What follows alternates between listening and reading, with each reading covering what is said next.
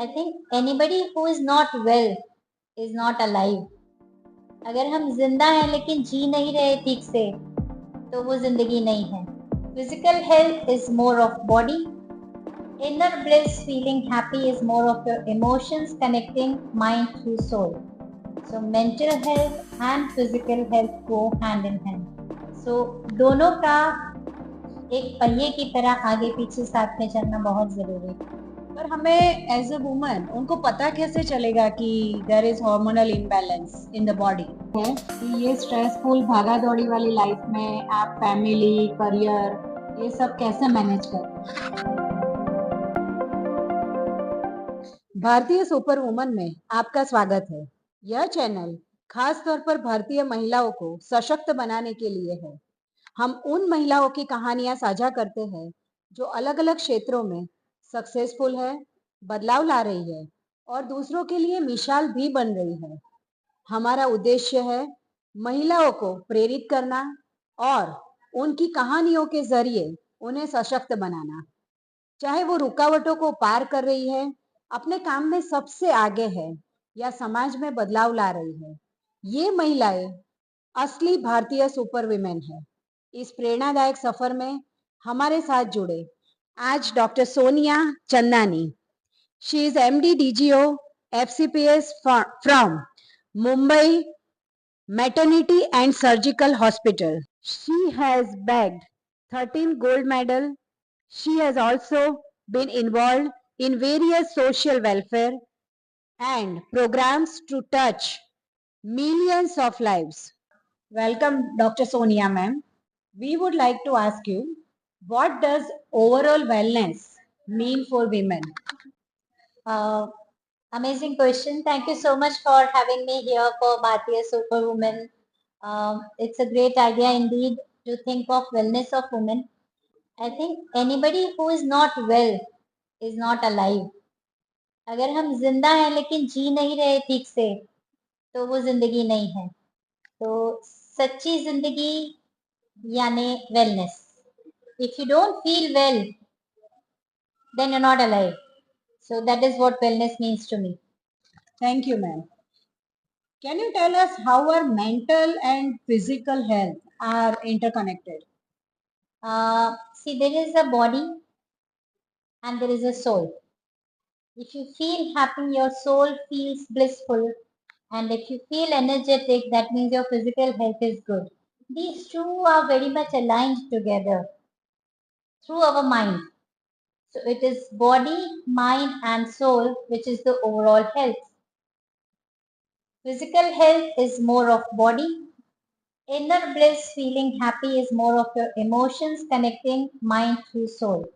So mental health and physical health go hand in hand. Physically ill will not feel mentally comfortable. Mentally ill, then they'll not feel physically comfortable. So दोनों का एक पहिए की तरह आगे पीछे साथ में चलना बहुत जरूरी है. Thank you, ma'am.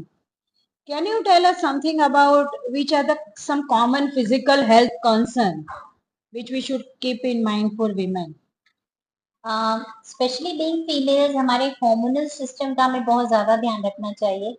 सेकेंडली हमारा बोन और मसल डिपार्टमेंट भी बहुत ही इम्पोर्टेंट होता है. बाकी सारे सिस्टम्स तो मेल फीमेल के ऑलमोस्ट सिमिलर ही हैं, लेकिन जो हमारा फीमेल रिप्रोडक्टिव सिस्टम है उससे कनेक्टेड हमारा ब्रेस्ट है, यूट्रस है, ओवरीज है, इनका रेगुलर हेल्थ चेकअप कराना बहुत ही ज़रूरी है फीमेल्स के लिए. साथ ही साथ बोन्स एंड मसल्स गर्ल्स के अलग तरीके से डिज़ाइन होते हैं. उनका मसल पावर यूजुअली कम होता है in spite of good athletic training also. जैसे कुछ ब्रीड्स में हम देखते हैं कि मसल्स बहुत स्ट्रांग होते हैं, कुछ में कम होते हैं. तो सिमिलरली फीमेल्स के डिफरेंटली डिजाइंड होते हैं. तो ये दोनों सिस्टम पे जिन फीमेल्स ने काम किया है अपना reproductive and gynaec system as well as bone and muscle, they will be super women sure. Thank you so much ma'am. पर हमें एज अ वुमन उनको पता कैसे चलेगा कि there is hormonal imbalance in the body? Wonderful question. So whenever you feel unwell, definitely आपके अंदर कुछ केमिकल चेंजेस आ रहे होते हैं. आपका वजन अचानक से 1 महीने में कुछ किलो बढ़ना या घटना हार्मोनल चेंज हो सकता है। आपके पीरियड साइकिल यानी माहवारी में बदलाव, चाहे वो क्वांटिटेटिव हो या क्वालिटेटिव हो, यानी पीरियड जल्दी या देर से आना, पीरियड ज़्यादा या कम आना, उसमें मासिक स्राव बहुत बढ़ जाना या कम होना। सिमिलरली आप प्रेगनेंसी ट्राई कर रहे हो लेकिन प्रेगनेंसी हो नहीं पा रहा है। इस तरह के कोई भी लक्षण आपको लगते हैं तो हार्मोन्स की समस्या हो सकती है। ऐसा ही आप अगर हमेशा वीक फील करते हैं, आपको ठीक से भूख नहीं लगती, आपका डाइजेशन सिस्टम अच्छा नहीं है, तो भी थायराइड हार्मोन रिलेटेड समस्याएं हो सकती हैं। Thank you, ma'am. Do you think stress is also a factor which can affect on women's health? I think ये जो जनरेशन है, स्पेशली 2000 वाला जो जनरेशन है, वो एनीथिंग को एक टारगेट की तरह लेते हैं, हर चीज को एक स्पेशल वे में अचीव करना चाहते हैं, और लाइफ के भी काफी फिक्स्ड पैरामीटर्स हैं कि इसी तरीके से ऐसी ही लाइफ हमें जीनी है। इसमें थोड़ा बहुत भी चेंज आया, थोड़ा बहुत भी डिफरेंस ऑफ ओपिनियन आया, तो उसे वो इंटरनली एक चैलेंज या स्ट्रेस की तरह लेते हैं।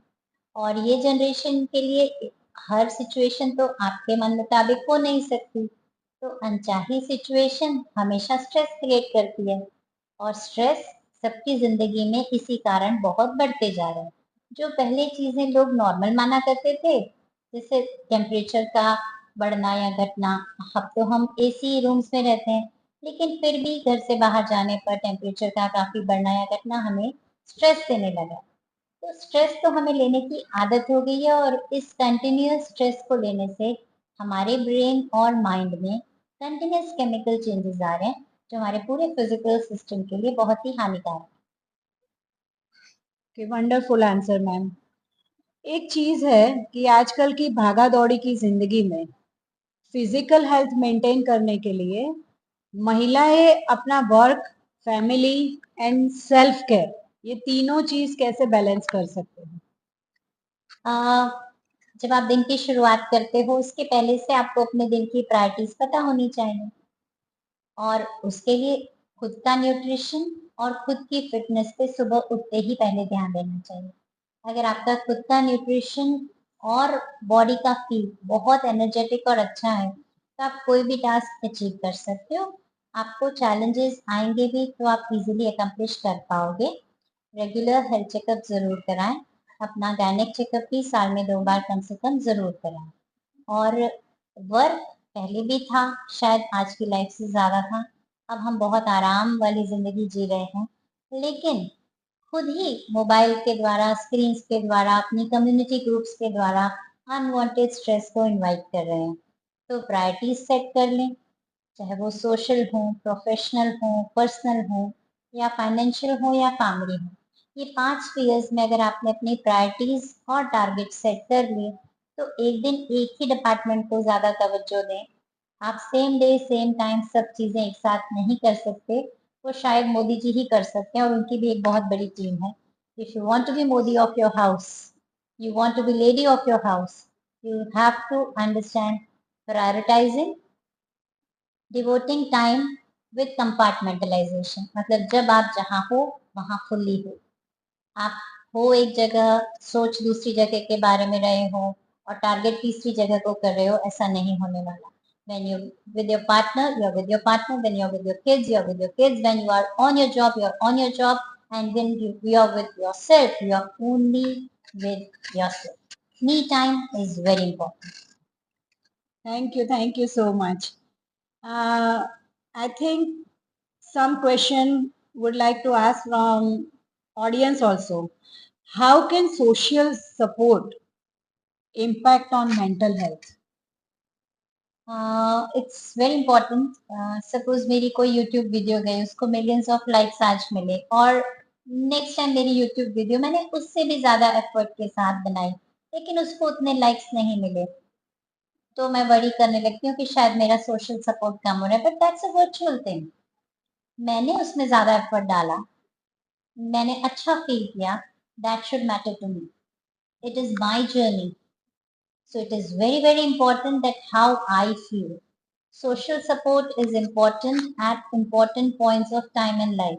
Maybe when I deliver, when I'm unwell, when I'm in financial crisis. Those points of time you really need good friends, good family support. But otherwise आज जो social support हम expect कर रहे हैं virtual screen पे, शायद उससे हमें बचना होगा और खुद पर सबसे ज़्यादा focus करना होगा. Sonia ma'am, what are some common signs of anxiety and depression that women should watch for? A very good question.